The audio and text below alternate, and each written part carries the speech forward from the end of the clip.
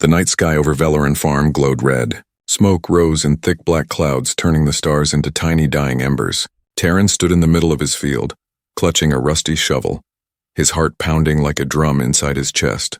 He could smell the burning soil, the melting metal, and the fear in the air. He had worked this land his whole life. These crops were his pride, the only thing left after his wife died during the first raids. Now the raiders had returned, louder, crueler, and closer. The ground shook as their machines rolled across the valley, their engines screaming like hungry beasts. Terran looked toward the barn, where two small faces peeked from behind broken planks. His children, Lyra and Ten, eyes wide, skin glowing faintly blue in the firelight. They were trembling. "Papa," Ten whispered, his voice breaking. "Are they coming for us?" Terran forced a smile he didn't feel. "No, my son. Not if we move fast." He dropped the shovel, grabbed both children, and ran. The fields that once fed hundreds now burned around them. The air was hot, thick, and cruel. Terran's legs ached, but he didn't stop. Not when Lyra cried.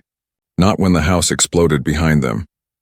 He had no army, no weapons, only a father's will. At the edge of the hills stood a human outpost, its white lights cutting through the smoke like distant hope. Everyone knew the humans didn't help aliens anymore. Not after the peace collapse. But Terran had no choice. He climbed the ridge, each step heavier than the last. His lungs screamed for air. The kids stumbled, but he pulled them close, whispering, "Just a little more. Please, a little more." Behind them, the raiders' machine screamed. A shot hit the ground near his feet, spraying dirt and fire. He didn't look back. When he reached the human walls, he fell to his knees. His voice cracked, filled with both pride and despair. "Please," he shouted at the tall gates. "Please help us." The guards above the walls pointed rifles. Their armor shone in the firelight. One of them barked something in English, a language Terran barely knew. He raised his hands anyway. "I will work as a slave," he cried, his voice breaking. "If you protect us, I'll give you everything I have." Silence, only the hum of the gate shields. His children clung to him, sobbing quietly. "Please," he whispered, his voice fading. "Don't let them die like she did." Inside the human outpost, Captain Reed stood by the viewing screen. His scarred face was half hidden under the flickering light. He had seen this before, begging, burning, desperation, and yet something in the alien's tone cut through the numbness in his heart. That voice, it was familiar. The sound of a father's pain. A younger soldier beside him muttered, "Sir, orders say we turn away all non-human refugees." Reed didn't answer. He kept watching the man kneeling in the flames, holding his kids like the last pieces of his soul.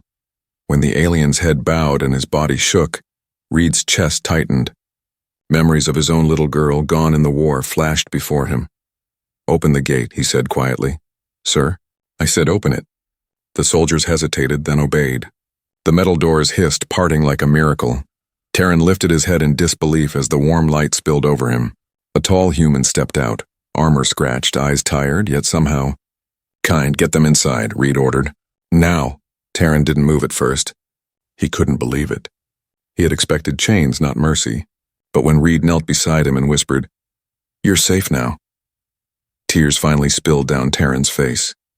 He bowed his head low and murmured, "Thank you, human. You have my life, and my soul." Reed looked toward the burning horizon and muttered, "Let's hope I can still save something." Behind them, the flames roared louder, but inside the gates, for the first time in years, hope began to breathe again.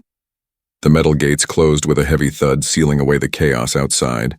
Inside, the human camp buzzed with uneasy silence. Soldiers whispered, glancing at the alien father and his two trembling children. Some faces showed pity, others pure disgust. Captain Reed walked ahead, his boots echoing on the steel floor. His uniform was stained, his eyes tired, but his steps carried a quiet authority. The war had aged him far beyond his years. He had seen too many broken families, too many promises burned away by orders. He turned slightly to look at Terran, who stumbled behind him, clutching his children's hands. Their small blue faces were streaked with ash and tears. The youngest, Ten, limped slightly. His leg bruised and swollen, Reed's jaw tightened. "Get medical to the bay," he ordered. "Now!" A young medic rushed forward, hesitating only when she saw the alien boy's skin. "Sir, they're not human." Reed's voice hardened. "I can see that, Corporal. Treat them anyway. The medic nodded and hurried off. Taryn lowered his head, confusion and gratitude fighting inside him. He had expected to be chained or sent to the labor pits, but instead, they were given blankets and water. Lyra held the cup close like a precious treasure. "Why," Taryn whispered, his voice shaky. "Why are you helping us?" Reed paused. His eyes were cold, distant. "Because I'm tired of watching children die." Hours later, Reed sat alone in his command tent. The sound of distant thunder rolled across the sky. Only it wasn't thunder. It was artillery fire from the southern ridges. He looked at the holographic map, glowing red with enemy signals. The raiders were still out there. He rubbed the scar across his right cheek, a reminder of the night his home city burned. His wife and daughter had been caught in the attack. He had buried them with his own hands.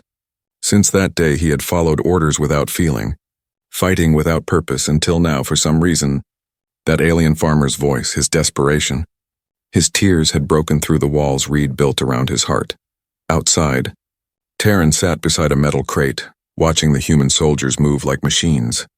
He noticed how they avoided his gaze. To them, he was just another outsider, a reminder of the enemy. But one soldier, a broad man named Harris, stopped beside him. "You talk funny," he said gruffly, handing Taryn a piece of bread. Taryn took it slowly. "I learned human speak from traitors." "Long time ago," Harris nodded. "Keep your kids close. Not everyone here agrees with the captain." Then he walked away. Taryn looked down at his hands made for planting seeds, not surviving wars. He whispered to himself, "I will work. I will clean, dig, carry, anything, just keep them safe." That night, Reed visited the refugee bay. The lights were dim and the smell of antiseptic filled the air. He found Taryn still awake, kneeling beside his sleeping children. "You should rest," Reed said quietly. Taryn looked up. "I can't. I think if I sleep, they take my children again." Reed crouched beside him. "No one will take them.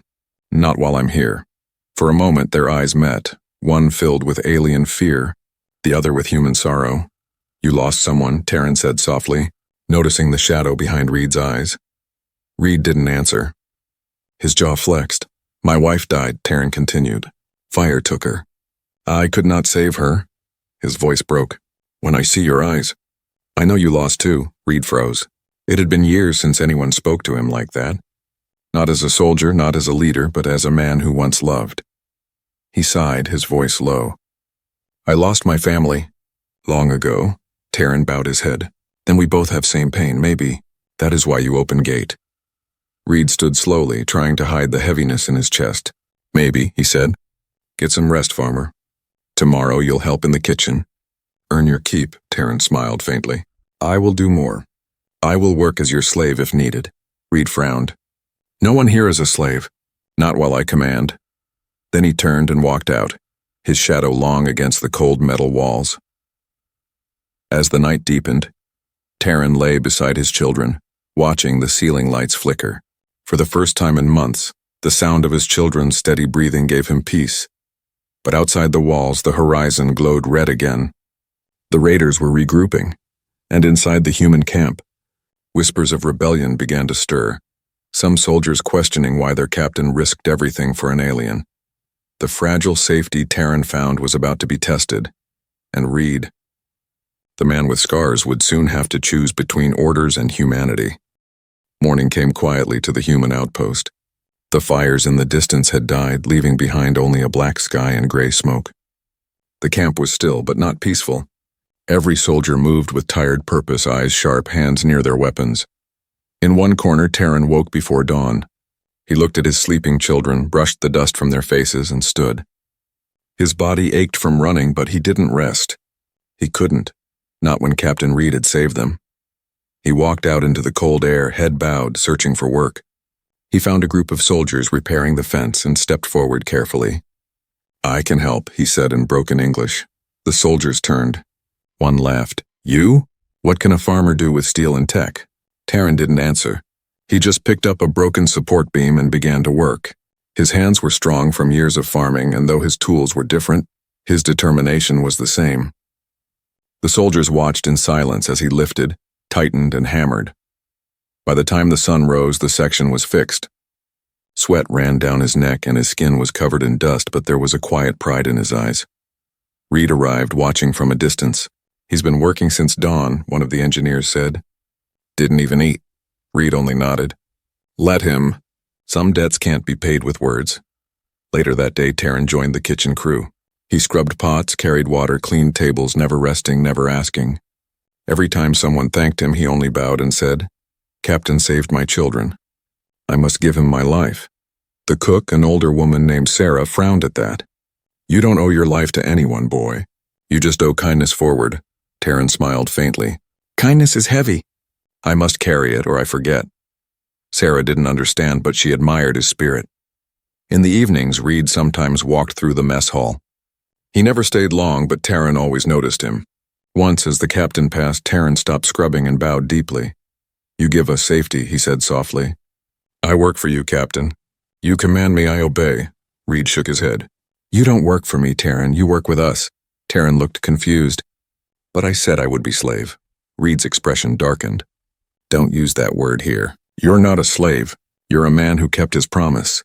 He started to walk away, but then turned back and added, "And for what it's worth, I'm glad you're here." Those words settled deep inside Taryn's heart. For the first time in years, someone saw him as more than a poor alien farmer. He felt human. Days turned into weeks. The children laughed again, chasing each other between tents. Lyra learned a few human words and sang soft songs at night. The soldiers who once looked at them with distrust now offered food and jokes. Reed watched this change quietly. He had seen too much hate between species, but this was something new. Sometimes, at night, he sat by the fire outside his tent. One evening, Taryn approached him carrying 2 bowls of soup. "For you," Taryn said, sitting down carefully. "You always watch but never eat?" Reed chuckled. "I didn't think aliens liked human soup." Taryn smiled. "It is warm. Warm means good." They ate in silence for a moment. Then Taryn spoke again, voice low. "Back on my world, humans were stories. Some said humans were monsters, but you are not monster." Reed stirred his soup slowly. "We've been both," he admitted. "Sometimes monsters. Sometimes saviors. Depends on the day." Taryn looked at him thoughtfully. "You lost someone. That is why you fight?" Reed didn't answer for a long time.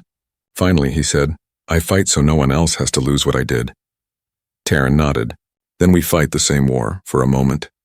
The 2 fathers sat side by side, one human, one alien, united by the same invisible wound. But peace never lasted long on the frontier. That night, as Taryn walked back to the barracks, he overheard 2 human soldiers whispering near the supply shed.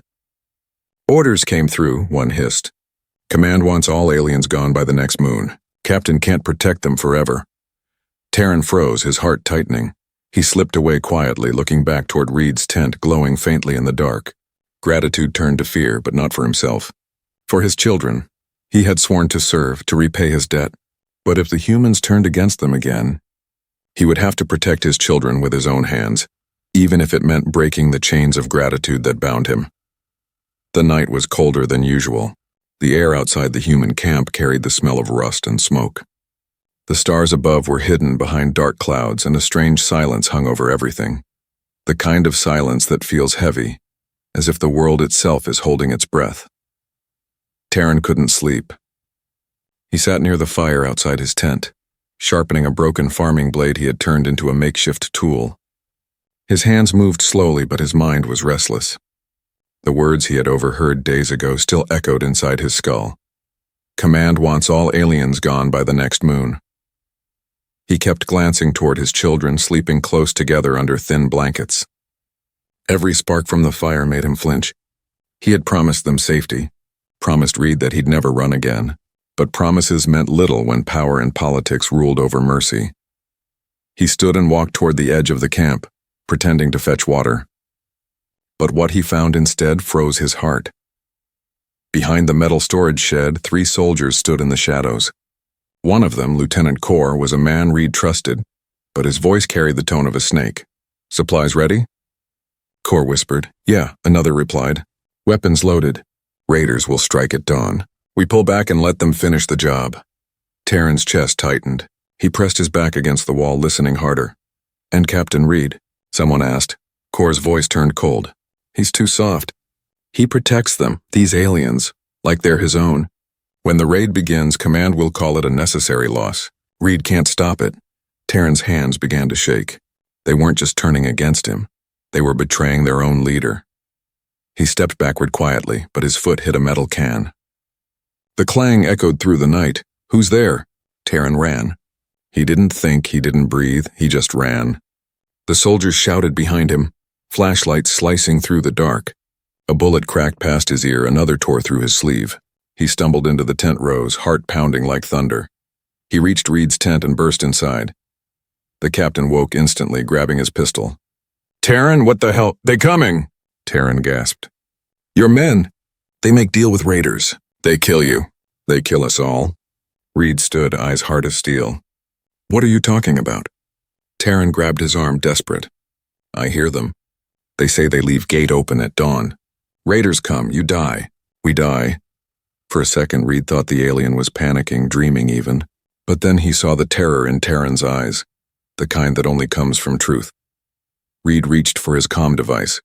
"Harris, wake the guards. Lock the south gate now!" But the comm only hissed static. "They've cut communications," Reed muttered. "Damn it." He looked at Terran.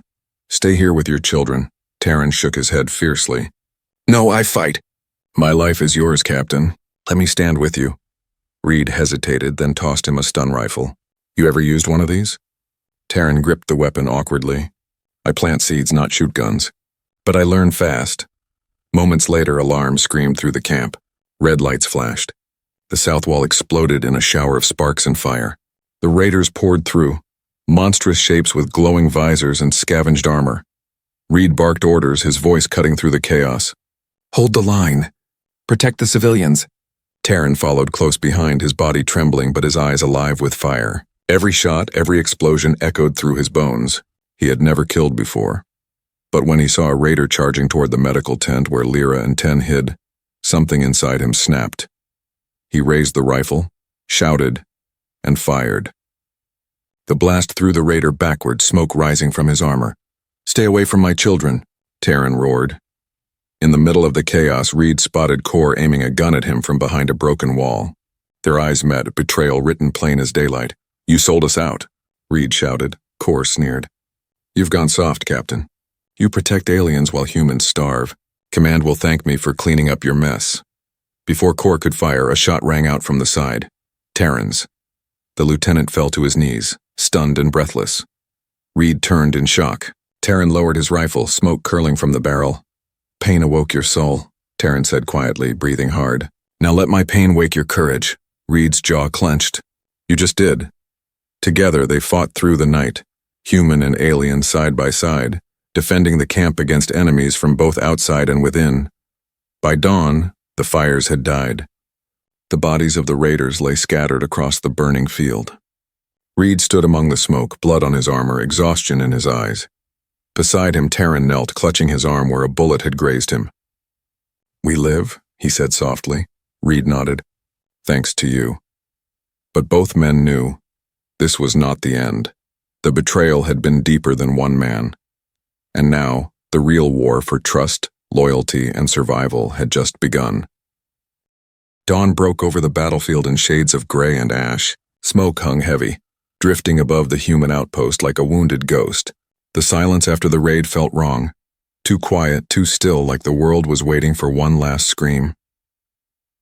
Captain Reed stood on the wall, his uniform torn and covered in soot. His eyes scanned the horizon through the rising mist. Dozens of bodies lay scattered in the fields, raiders, traitors, and soldiers alike. But he knew it wasn't over. The enemy never struck only once. Down below, Terran carried water buckets, helping wounded soldiers. His left arm was bandaged, still bleeding beneath the cloth. Yet he refused to rest. Each face he passed reminded him of the promise he had made: to serve, to repay, to protect. When Reed climbed down to the courtyard, Terran looked up, eyes tired but alive. "They come again?" he asked quietly. Reed nodded grimly. "Scouts report movement in the woods. Bigger group this time. Heavily armed." Terran's heart clenched. "My children, they're safe in the shelter for now," Reed said, his tone softer. "But if they break through again, no one will be." Terran gripped his shovel handle, the same one he had carried from his burning farm. It wasn't a weapon, but it was his symbol, his strength, his story. He straightened his back. Then I fight. As the sun rose higher, the alarm sounded once more. Metal clanged, boots pounded the ground, and soldiers took their positions. The second attack had begun. The raiders came from the trees like a storm of fire and steel. Their engines screamed, their weapons flashing. The ground trembled under their assault. Reed barked orders. "Hold your lines! Don't let them near the shelter." Terran stood among the soldiers, clutching a fallen man's rifle. He wasn't trained, but his heart was stronger than fear. Every time a raider came close, he fired. Not perfectly, not cleanly, but with desperate courage. Then he heard it. Lyra's scream from the far end of the camp. His blood turned cold. He spun around and saw smoke rising near the shelter. A raider transport had landed behind their defenses. 2 armored figures were dragging children out of the tent, his children. "No!" Terran shouted, dropping his rifle. He sprinted through the chaos, bullets slicing past him, fire licking the ground beneath his feet. Reed saw him run and immediately followed. "Terran, wait!" But there was no waiting for a father. Terran slammed into the first raider, knocking him to the ground. He swung the shovel like a blade, striking again and again until the armor cracked. The other raider grabbed Lyra by the arm and aimed his weapon. Before he could fire, Reed appeared from the smoke, tackling him from the side. The two rolled through the dirt, trading blows. The raider's strength was monstrous, but Reed's rage was greater. He slammed his elbow into the raider's helmet, then jammed a knife into the exposed gap under the chin. The raider fell limp. Lyra crawled toward her father, sobbing. "Papa!" Terran dropped his shovel and pulled her close, trembling. "It's okay, little one. I'm here." But then he looked around. 10 was gone. "Where is he?" Terran shouted. His voice cracked with terror. Reed pointed toward the eastern wall. "He ran that way. I saw him." They sprinted through the camp, dodging fire and debris. The ground shook as a raider tank crashed through the gate, its cannon glowing red. 10 stood frozen in its path, crying. Without hesitation, Terran ran. He didn't think. He didn't feel the pain in his body. He only saw his son. He pushed 10 out of the way just as the cannon fired. The blast struck nearby, throwing Terran backward. The sound was deafening. Reed reached him seconds later, kneeling beside him. "Terran, stay with me." Blood stained Terran's side. His breathing was shallow, his eyes glassy, but he was still conscious. He managed a weak smile. "He's safe. My son is safe." Reed shouted for medics, but the lines were collapsing. The camp was falling apart. Terran grabbed Reed's wrist. "Captain, take them." "My children. Protect them like your own." Reed's voice broke. "Don't talk like that. You're going to live," but Terran only shook his head. "My life was dead, but my death can be gift." A new explosion tore through the west wall. The raiders were retreating, but the damage was done. The camp burned around them. Reed clenched his fists, tears cutting through the soot on his face. "You saved us all, farmer." Terran looked up at the sky where the clouds began to clear, revealing a faint blue light. "Then maybe we both saved something." His hand fell still. Reed closed his eyes. When the smoke cleared, the children were safe. The raiders fled, defeated. But for Reed, victory felt hollow. He carried Terran's body to the center of the field, the same soil the alien once swore to tend, and buried him beneath a piece of his broken shovel. Over the grave, Reed whispered, "You planted more than crops, old friend. You planted hope." The wind carried the scent of ash and earth. Somewhere in the distance, a new dawn began to rise. Rain began to fall over the battlefield, washing away the smoke, the blood, and the last whispers of gunfire. The storm came softly, as if the heavens themselves mourned the ones who would never rise again. Captain Reed stood in the mud beside a shallow grave, his uniform soaked, his face unreadable. Before him lay the mound of earth that covered Terran, the alien farmer who had once bowed in fear and died a hero.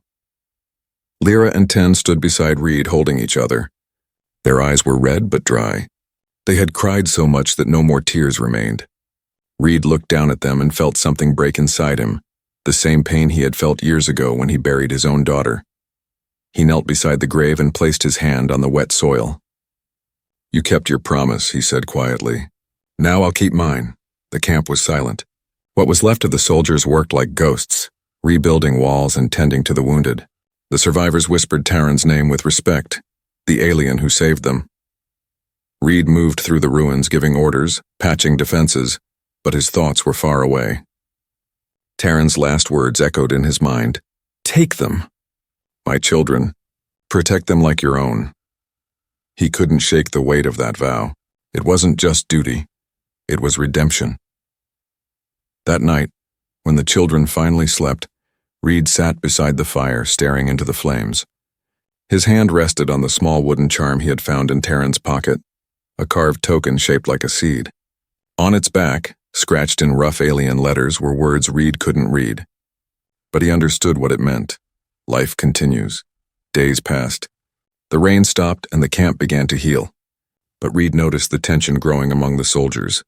Some respected the captain's choice to protect the alien children. Others whispered behind his back, saying he was betraying humanity.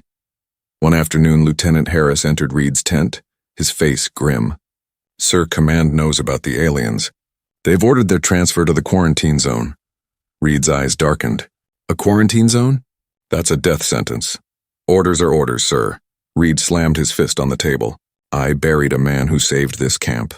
I won't hand his children over to be slaughtered. Harris hesitated. Then what will you do? Reed stared at the map on his desk, the marked roads, the forests beyond. I'll get them out. I'll take them to the border myself. Harris frowned. That's desertion, Captain. Reed met his gaze. No, that's humanity. That night he packed what little food and fuel remained. The camp slept unaware. He woke Lyra and Ten gently, placing a finger to his lips. We're leaving, he whispered. Ten blinked sleepily. Where we go, Captain? Somewhere safe. Somewhere your father would have wanted. The boy nodded and took his sister's hand. Reed led them through the dark corridors, past sleeping guards, past the broken wall that Taryn had helped rebuild. When they reached the outer gates, Harris stood waiting, rifle in hand. For a heartbeat, Reed thought it was over. But then Harris stepped aside. You owe him your life, the lieutenant said. Now go, Reed gave a firm nod. Thank you, soldier. They moved through the forest under a silver moon. The ground was wet, the air cold, but the children didn't complain. Reed carried Ten on his back when his legs grew tired, while Lyra walked quietly beside him, holding the small wooden charm her father had carved. After hours of walking, they reached a ridge overlooking the plains, the same fields where Taryn once lived. The soil was dark and rich again, no longer scorched. Green sprouts pushed through the dirt, stubborn and alive. Lyra knelt, touching the ground with trembling fingers. Papa's fields, she whispered. Reed stood beside her, watching the first light of dawn stretch across the horizon. He said this land feeds souls, not just bodies, he murmured. He was right, he turned to the children. From today you are under my protection. I swear it, by blood, by honor, by everything I have left. Ten looked up at him. Like your children? Reed smiled sadly. Exactly like my children. The boy nodded, leaning into his side. As the sun rose higher, Reed pulled out the wooden charm and placed it in the soil. Rest now, farmer, he said softly. Your seeds live on. The wind blew gently through the fields, carrying the scent of rain and earth. It felt like a voice, faint but familiar, whispering through the leaves. Your pain awoke my soul. Reed closed his eyes, tears glistening on his scarred face. He whispered back, and your sacrifice restored mine. A year passed. The war had ended, though no one could say who truly won. Across the galaxy, cities still burned. Ships still drifted like ghosts in orbit. But here, on this quiet patch of alien soil, life had returned. The sun rose over Valoran Valley, spilling gold across the endless fields. Green stretched where black ash once ruled. Birds sang again, small and brave, as if daring the universe to try and silence them once more. In the middle of the field stood a small farmhouse, rebuilt from the ruins, brick by brick. Smoke curled from its chimney, carrying the smell of cooked grain and warmth. Captain Reed, now just Reed the farmer, stepped out onto the porch, rolling up his sleeves. His uniform was long gone. The scar on his face had faded into a pale line, but his eyes still held the memories of too many nights and too many losses. He looked out at the crops, his hands resting on a wooden cane. Beside him, Lyra and Ten worked in the soil, laughing as they argued over how deep to plant the seeds. Too deep, 10, Lyra scolded playfully. They'll drown when it rains. 10 grinned. Then they'll learn to swim. Reed chuckled quietly, shaking his head. Their laughter filled the valley, a sound he never thought he'd hear again. Life was simple now. No gunfire, no alarms, just mornings filled with the smell of earth and evenings wrapped in stars. Sometimes, when the wind blew just right, Reed swore he could still hear Taryn's voice whispering through the fields, calm, steady, full of pride. He remembered their first meeting, the desperate man who had fallen to his knees begging for mercy, the man who had taught him through pain and sacrifice what true courage meant. You plant hope, Taryn had once said, even if you never live to see it grow. And now hope had grown. At the edge of the farm stood a small stone marker. Reed approached it every morning before work and every night before sleep. The inscription was simple, Taryn of Velerin, father, farmer, hero. Reed knelt before it, brushing away the dust. You'd laugh if you saw me now, he murmured. A human soldier turned farmer. Guess your spirit rubbed off. He smiled faintly and placed a small handful of wheat on the grave. Your children are strong. You'd be proud. The wind stirred gently, carrying a soft hum through the crops. For a moment, Reed could almost believe the fields themselves were listening. Later that day, Lyra came running from the far rows, waving something shiny in her hand. Uncle Reed, look! She held up a small metal badge and the insignia of a soldier. The last piece of Reed's old life. You dropped it in the dirt, she said, smiling. Do you want it back? Reed looked at the badge for a long moment, then shook his head. No, it belongs to the soil now. He pressed it into her small palm. But if you ever need to remember what courage looks like, you keep it. Lyra's smile faded into something more thoughtful. Like Papa's shovel? Reed nodded. Exactly. Tools and courage. Both build worlds.